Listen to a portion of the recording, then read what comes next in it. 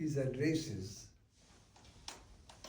all passionate theological discourses, were very well received, and newspapers described him in superlatives as a narrator by divine right. More than these mere orations, they are packed with the synthesis of the most complex among religions, namely Hinduism.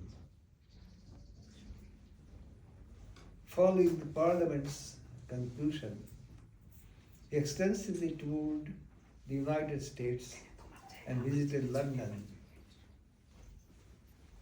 promulgating Vedanta philosophy and gathering a steady base of followers and admirers. Some among these Western followers came to India to develop ideas and institutions to help India in diverse ways. He created the Ramakrishna Mission Association, a forerunner of Ramakrishna Mission, to give a structure to the humanitarian activities of the followers of the monastic and non-monastic members of followers, both mostly monastic and non-monastic, of Ramakrishna. Ramakrishna Mission was conceived as a machine which would continue to exist for several centuries. An advocate for Vedanta philosophy, Vivekananda expounded the basic tenets of Hinduism and of spirituality through the numerous discourses. His discussions covered a variety of subjects, including the concepts of yoga, bhakti, Atman, Maya, as well as the Ramayana and Mahabharata, especially the Bhagavad Gita. His ideas were widely used in the society, especially in Bengal, soon after his passing away, in the diverse ways to attain the political self-rule by subjugating Britishers. Always stressing the humanistic side of Vedanta philosophy, Vivekananda upheld the ideas of universal oneness, self-improvement, and absolute abstinence from dogma and superstition. All these concepts were derived from the teachings of Ramakrishna. A strong proponent of training the body alongside the mind, he once told one of his young followers that football would bring a person closer to God than the study of the Bhagavad Gita. He adopted and made relevant to the modern masses the very highest ideas of Vedanta.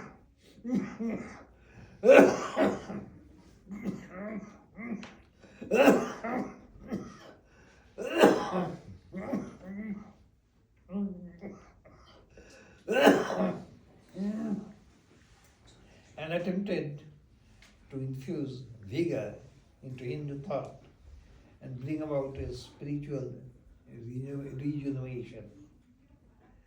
At the heart of Vivekananda's teachings was the idea that toil for the benefit of the humanity, especially the poor and the needy, was the noblest endeavor and a means to divine realization. In 1894 and 1900, Vivekananda established two Vedanta societies, the first of their kind in the West, in New York City and San Francisco, respectively. Since then, the societies have considerably widened their network, and numerous such centers dot the United States.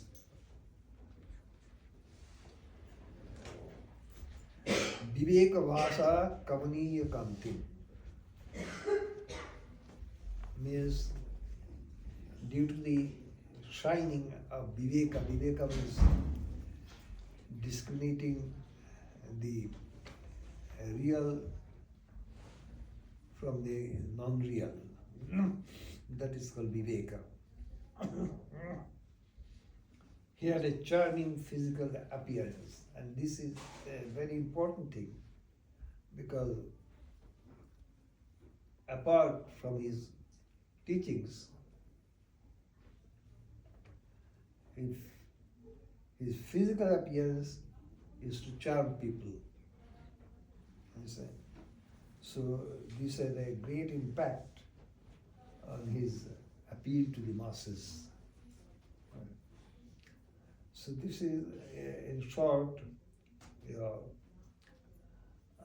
the different things of the life of Swami Vivekananda, his achievements. He once said himself that if there would have been another Vivekananda, then that Vivekananda would have understood what this Vivekananda has done. That means hinting thereby that his contributions are not easily understood by the people. Because he was the first in many respects, you see. Especially since the days of Shankara, Hinduism as such has not been discussed anywhere. The different sides of Hinduism. You see. So that is a big thing. That is almost more than 1,000 years of development of this religion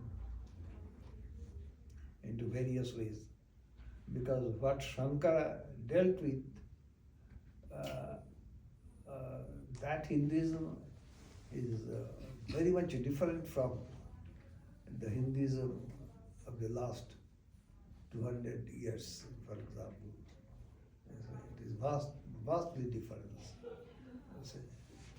So that this modern Hinduism was discussed in all its different aspects.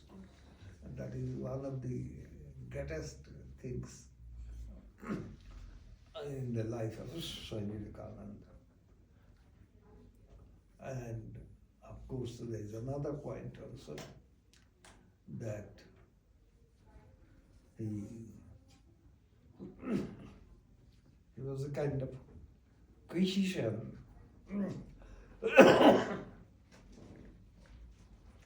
among the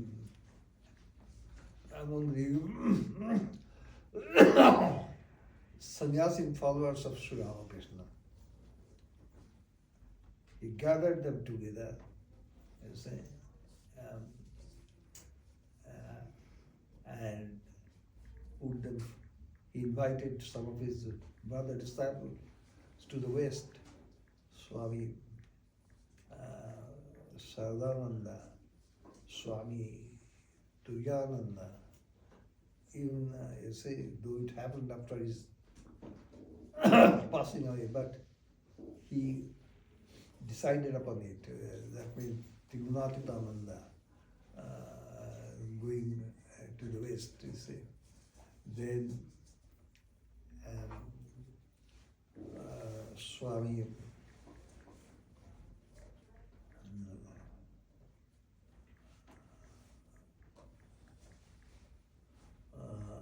Akhandananda, for example, at every big stake, he took guidance from, because he is the person who started work for the especially the children who had lost at least one of their parents. Then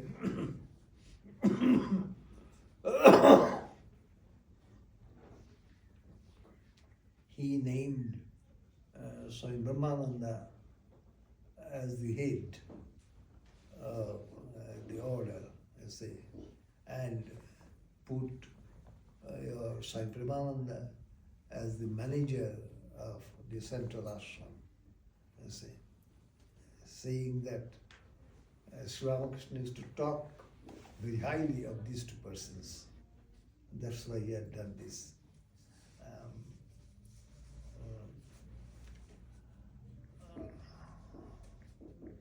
Then he put Ramakrishnananda.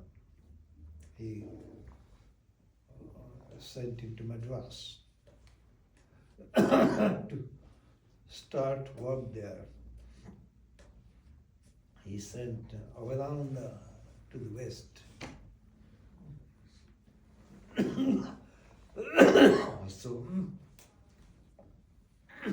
So he was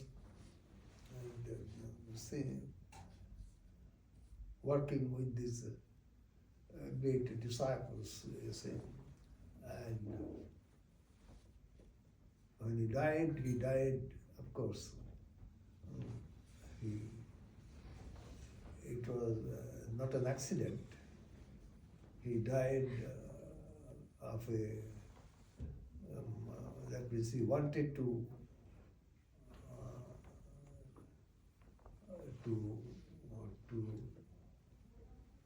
go away from this life through samadhi. So that he did. And within 1 hour of his passing away, he appeared to his brother disciple in Madras, Swami Ramakrishnananda, saying that, Shashi, I have cast away my body.